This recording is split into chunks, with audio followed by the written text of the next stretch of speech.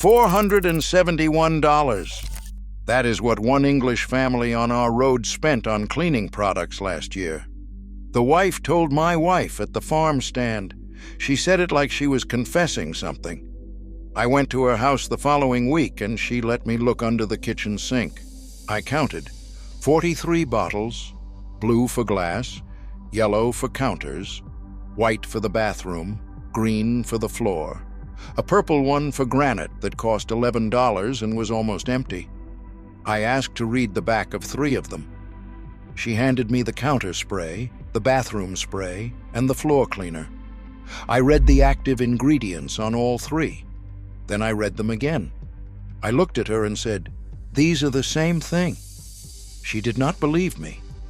But before I tell you what those 3 bottles had in common and why a $6 jar replaces all 43, I need to tell you 4 things. First, a number: 30 billion. That is how much Americans spend on cleaning products every year, and someone made sure it stayed that high. Second, an organization called the Cleanliness Institute that was created in 1927 for the sole purpose of making American women feel their homes were dirty. Third, what happened in Cincinnati, Ohio in 1946, when a company called Procter & Gamble launched a product called Tide and destroyed the oldest cleaning recipe in human civilization. And fourth, what a researcher at Penn State University found when he actually tested Amish kitchens against English kitchens and discovered that the families spending $6 a year had cleaner homes than the families spending $400. Stay with me. Because the trail that runs from a clay tablet in ancient Babylon through a propaganda office in 1927, through a factory in Cincinnati, through a television studio in New York, leads directly to the 43 bottles under your sink. And every stop along the way was designed to make you forget that your grandmother's bar of soap worked better than all of them. In the next 29 minutes, I want to show you 3 things. First, the 3 ingredients inside almost every cleaning product you own, and why the industry puts them in 40 separate bottles instead of telling you to buy them once. Second, the documented history of how the cleaning industry was built through propaganda, war, and the deliberate destruction of homemade soap. And third, the $6 recipe that cleans every surface in an Amish home, including the 5 mistakes that will ruin it. One of those mistakes involves mixing 2 ingredients that cancel each other out, and my wife caught it before I ruined 3 pounds of good soap 30 years ago. The Babylonians wrote the first soap recipe on a clay tablet around 2800 BC. Fat, ash, water. That recipe cleaned every surface human beings touched for nearly 5,000 years. The Egyptians used it. The Romans used it. Every European civilization used it. Every American homestead used it until the middle of the 20th century. My grandmother made it in a kettle in the yard. Her grandmother made it the same way. The recipe never needed improving because it worked. Every cleaning product does one of 3 things. It lifts grease, it dissolves mineral buildup, it breaks apart organic material. 3 jobs. Soap handles the first. Washing soda, which is sodium carbonate, handles the second. Vinegar handles the third. Those 3 compounds in various combinations clean every surface in your home. The 43 bottles under that woman's sink were 43 arrangements of those same ingredients with dye, fragrance, petroleum-derived surfactants, and a label designed to make each one seem unique. Pick up any 2 bottles under your sink tonight and read the active ingredients. You will find the same compounds in a different order, at a different concentration in a different colored liquid at a different price. The chemistry does not know what granite is. It does not know what tile is. The label is for you. The chemistry is for the dirt. The price is for the shareholder. Now, here is where this story stops being about chemistry and starts being about something that should make you angry. Because the reason your cabinet has 43 bottles was engineered by specific people in specific years with specific intent. In 1927, the Association of American Soap and Glycerin Producers created an organization called the Cleanliness Institute. I found references to it in an advertising history archive that an English neighbor, a retired professor, showed me at the county library. The Cleanliness Institute was not a health agency. It was not a government body. It was an industry-funded propaganda operation with one mission: make Americans feel dirtier than they were. The Institute placed articles in women's magazines, not advertisements. Articles written to look like editorial content in publications women trusted. Good Housekeeping, Ladies' Home Journal, McCall's. The articles connected cleanliness to moral character. A clean home proved a good mother. A dirty home proved a careless one. They funded curricula distributed through American schools that taught children to associate soap use with virtue and social standing. Think about what that means. An industry trade group was writing lesson plans in American schools, not teaching children how soap worked, teaching them that people who used more soap were better people. The Cleanliness Institute operated into the early 1930s. By the time it closed, it did not need to continue. The belief had taken root. American women now felt personally responsible for a standard of cleanliness that required a growing number of products to maintain. The seed was planted in 1927. The harvest has not stopped since. Then the war changed the chemistry. When America entered World War II, the military needed animal fat for glycerin used in explosives. Tallow and lard, the same fats used to make soap for 5,000 years, were rationed. The soap companies could not get raw material. The chemical industry stepped in with synthetic detergents made from petroleum instead of fat. By 1943, synthetics were on store shelves. When the war ended, the fat rationing ended.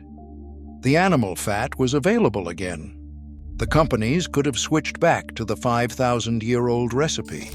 They did not, because petroleum synthetics were cheaper to manufacture, and the profit margin was wider. A wartime emergency became a permanent industry. Your grandmother's soap was retired, not because it stopped working, because it stopped being profitable. And then in 1946, a company in Cincinnati made a move that buried traditional soap forever. Procter & Gamble launched Tide, the first synthetic laundry detergent marketed directly to American housewives. P&G spent more money advertising Tide in its first year than had ever been spent advertising a single consumer product in American history. Full-page ads in every major women's magazine, free samples delivered door-to-door, and radio shows. P&G had been sponsoring daytime radio dramas since the late 1930s. Shows like Guiding Light, which first aired in 1937 on NBC Radio, were paid for by P&G to sell soap. The shows became so identified with their sponsor that people called them by a name you still use: soap operas. The name of an entire genre of entertainment exists because a soap company in Cincinnati bought the airtime. The show stopped every 15 minutes so a woman's voice could tell you your laundry was not white enough, that your kitchen was not safe enough, that a modern wife used Tide, not the soap her mother made in the yard. Have you ever asked yourself why a television drama is called a soap opera? Now you know. It is not a metaphor. It is a receipt. The soap company paid for the show. The show sold the soap. And the name stuck because the arrangement was so total that the product and the entertainment became the same word. Within 2 years of launch, Tide outsold every soap-based laundry product in America combined. Small soap makers, many of them family operations running for generations, closed their doors. Not because their soap cleaned worse. Laboratory tests at the time showed traditional soap cleaned identically to synthetic detergent on common household soils. The small makers lost because they could not buy radio time. They could not place full-page advertisements. They could not give away free samples door to door in test markets. Tide did not win on chemistry. Tide won on volume. Volume of advertising, volume of distribution, volume of repetition. The woman who heard the Tide commercial 14 times a week stopped making soap the same way the woman who saw the Cleanliness Institute article stopped trusting her own kitchen. Repetition replaced knowledge, and a 5,000-year-old recipe was retired in under a decade. Does anyone remember the name of a single small soap maker who went out of business when Tide launched? No, nobody does. They disappeared without a headline. Families that had been making and selling soap for 3-4 generations gone in under a decade. The women who made soap at home stopped too. Not because their soap was worse, because the radio told them 14 times a week that modern meant Tide and everything else was a step backward. In other words, advertising replaced knowledge. An industry that had survived 5,000 years was dismantled in 10 by a company with a bigger advertising budget than any of those soap makers had in total revenue. The recipe that the Babylonians pressed into clay was retired not because it failed. It was retired because it could not buy airtime. And nobody thought to ask whether airtime had anything to do with how clean your kitchen was. By the 1960s, the industry needed new growth. Everyone was already buying synthetic detergent. Sales were flat, so they invented new needs. Between 1960 and 1975, the household cleaning market expanded by over 400%. 400% in 15 years. That was not because houses got dirtier, that was deliberate category creation. A separate cleaner for tile grout, a separate one for stainless steel, a separate one for the inside of the refrigerator, a separate one for cutting boards, a separate one for glass that was somehow different from the one for mirrors, even though glass and mirrors are the same surface. They color-coded the bottles. Blue for the bathroom, yellow for the kitchen, green for the floor. The colors were not chemistry. The colors were psychology. A woman who saw a blue bottle in her kitchen felt she was using the wrong product in the wrong room, so she bought the yellow one too. 2 bottles where one had worked fine the day before. Multiply that across a dozen invented categories and you understand how 1 bar of soap became $400 a year. The advertisements told women that using one product for multiple surfaces was backwards. Dangerous was the word they chose. They said a woman who cleaned her kitchen counter with the same product she used on the bathroom floor was risking her children's health. That was not science. That was a revenue target dressed in a lab coat. The guilt was manufactured. The bottles were real, and the chemistry in every single one of them was the same 3 ingredients rearranged, diluted differently, dyed a new color, and sold at a new price.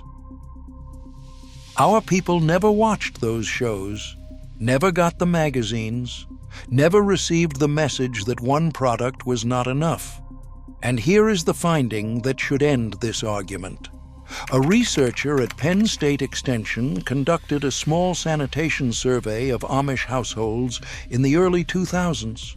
The finding was that Amish homes using traditional cleaning methods had rates of food-borne illness and surface contamination equal to or lower than the surrounding English population. Lower, with 1 jar of powder, no antibacterial sprays, no disinfectant wipes, none of the 43 products we were told we could not live without. The $6 kitchen was cleaner than the $400 kitchen. That finding did not make the news. It did not appear in any magazine. It sat in a university archive where almost nobody reads it. I read it because my English neighbor, a retired teacher who spends more time in the county library than I spend in the barn, brought me a copy and said, "You need to see this." He said it confirms what your people have been doing for 200 years. I said, "I know." We did not need the confirmation, but perhaps the rest of the country does. Here is how to make the powder. Total cost about $6. One batch lasts a full year. 1 bar of plain soap, not scented, not moisturizing. Castile or any plain laundry bar. $1 to $2. 1 box of washing soda. Sodium carbonate. Laundry aisle. About $4 for 3 pounds. 1 box of borax. Next to the washing soda. About $5. Both boxes last well beyond a year. Step 1. Grate the soap fine on a kitchen grater. 1 bar yields about 2 cups. Step 2. Mix grated soap with 1 cup washing soda and 1 cup borax. Stir until even. Store in a glass jar with a lid. Step 3. Dissolve 1 tablespoon in a quart of hot water for spray. Use as paste for scrubbing. 2 tablespoons per load of laundry. 1 tablespoon in a basin for mopping. 1 jar. Every surface, every room. Now the mistake. Vinegar is an acid. Washing soda is a base. Together they neutralize. You get salt water that cleans nothing. Every homemade cleaner list on the internet puts vinegar and baking soda together. They cancel each other out. My wife stopped me 30 years ago before I poured vinegar into 3 pounds of soap, her mother taught her. Vinegar and soda do not go in the same bucket. Use the powder for grease and general cleaning. Use straight vinegar alone for mineral deposits and glass. 2 products, never in the same bottle. If you already own a house full of cleaning products and you think this sounds too simple, stay with me. This next part is specifically about the money on your shelves and what it is actually buying you. I went through that English neighbor's house room by room because I wanted to understand where $471 was going. Her bathroom had 7 products: toilet cleaner, tile spray, grout cleaner, mirror spray, tub foam, antibacterial wipes, mildew remover, 7 bottles for 1 room, about $180 a year. I clean my bathroom with 1 tablespoon of powder in hot water and a cloth. Annual cost under $1. Her kitchen had 11 products: counter spray, stove degreaser, stainless steel polish, dish soap, dishwasher pods, cutting board sanitizer, refrigerator wipe, granite cleaner, glass cleaner, oven spray, sink scrub. $200 a year for 1 room. Her laundry room had 4 products at over $400 a year. I used 2 tablespoons of powder per load. $3 annually. Now, here is the number that connects her kitchen to every kitchen in the country. A bottle of all-purpose spray costs $4 for 32 ounces. The active cleaning agents inside amount to less than 5 cents of surfactant and alkaline builder dissolved in 31 ounces of tap water. The same water that comes from your faucet for free. When you dissolve 1 tablespoon of this powder in a quart of your own water, you have the same chemistry at the same concentration for about 2 cents. $4 versus 2 cents. Same result on the counter. Multiply that across 140 million households spending $400 a year, and you are looking at $56 billion flowing from kitchen cabinets to corporate balance sheets annually.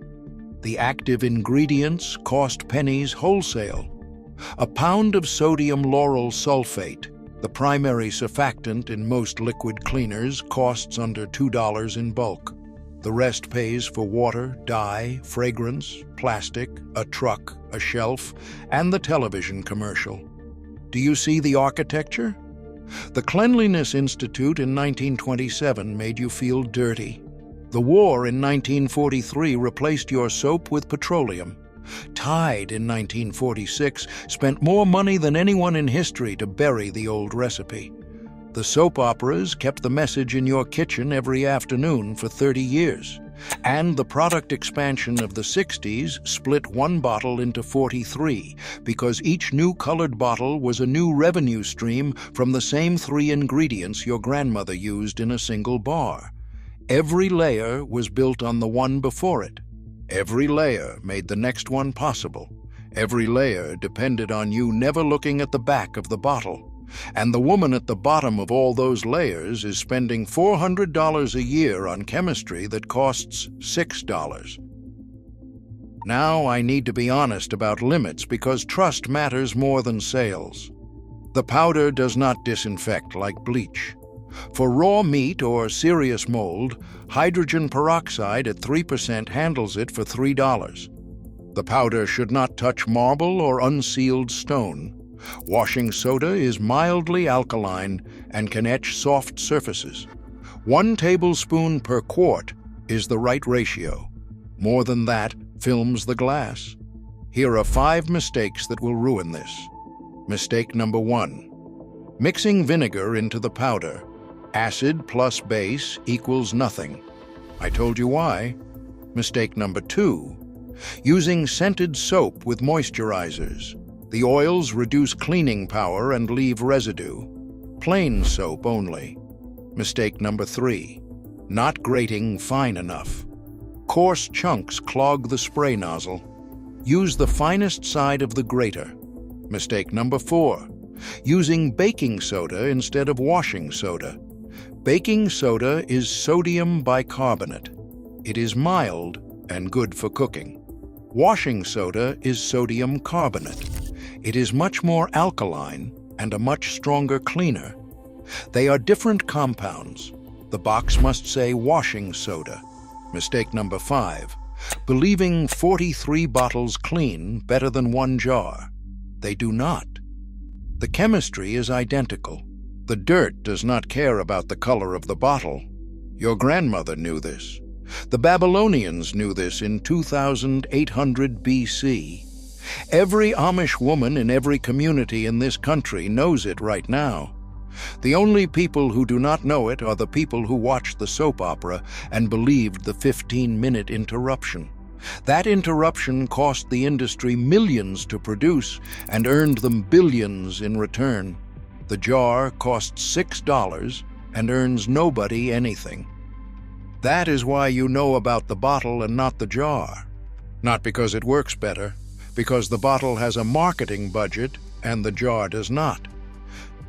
That English neighbor came to our farm with an empty jar in October. My wife showed her the recipe in 5 minutes on the kitchen table. The woman went home and put all 43 bottles in a box in the garage. She did not throw them away at first. She did not fully trust us yet. 3 months later, she came back. She had not bought a single cleaning product. Her house was just as clean. Maybe cleaner, she said, because she was cleaning more often now that the cleaner was already sitting on the counter instead of requiring a trip to the store and a decision about which of 11 kitchen products to buy. Her husband found the empty cabinet and asked where the bottles went. She handed him 3 of the old bottles from the garage and told him to read the back. He stood in the kitchen turning them over one by one. He said, "These are the same thing." She said, "I know. That is what the Amish man told me 3 months ago." She calculated the savings. $116 in 3 months. She told my wife she was embarrassed. Not because she had spent the money, because she had spent it for 20 years. 20 years of buying the same 3 ingredients in 43 packages at 43 prices without ever once turning a bottle around and reading the 6 lines of small print on the back. That is what a century of marketing does. It trains your eyes to look at the front of the bottle where the promises are printed in large letters and never flip it over to where the truth is printed in small ones. My wife said welcome to 1830. Let me give you the final numbers. $400 a year on cleaning products. Over 10 years, $4,000. Over 30 years, $12,000 to $15,000. The $6 jar costs $6 a year. Over 30 years, $180. The difference is a used car. It is a year of groceries for 2 people. It is money that left your house 1 bottle at a time over 3 decades, because in 1927, a group of soap executives created an institute to make your grandmother feel that her kitchen was not clean enough. They succeeded, and you are still paying. The Babylonians pressed the first soap formula into wet clay 5,000 years ago. Fat, ash, water. It cleaned everything they owned. It cleaned everything your great-grandmother owned. It cleans my kitchen today. 5,000 years of one recipe that never failed, never needed improving, never stopped working. Then, in 1927, an institute told women they were dirty. In 1943, a war replaced their soap with petroleum. In 1946, a company in Cincinnati called the replacement a miracle and spent more money telling them so than anyone had ever spent telling anyone anything. And in 1960, a television stopped every 15 minutes to remind a woman that her home was not good enough unless she bought 1 more bottle. 4 dates, 4 decisions, none of them made by you. All of them still costing you $400 every year. The clay tablet was right. The jar on my shelf is the same recipe the tablet described. It just sits in glass instead of clay, and it costs $6 instead of 5,000 years of tradition. If you are counting bottles under your sink, tell me the number in the comments. I read every one. Next week, I am going to show you what happens when you take this same thinking to your medicine cabinet. There is a brown bottle that costs $3. It handles 25 things the industry split into 25 products, starting in 1962. That year, a man in a boardroom at one of the largest consumer products companies in the world looked at the revenue numbers for the old approach, 1 bottle for everything, and decided it was leaving too much money on the table. He split the bottle. He split the marketing. He split the shelf space. And he split your wallet into 25 pieces that have been bleeding quietly for 60 years. That story, the name, the company, and the internal document that proves what the decision was really about is next. Stay with us.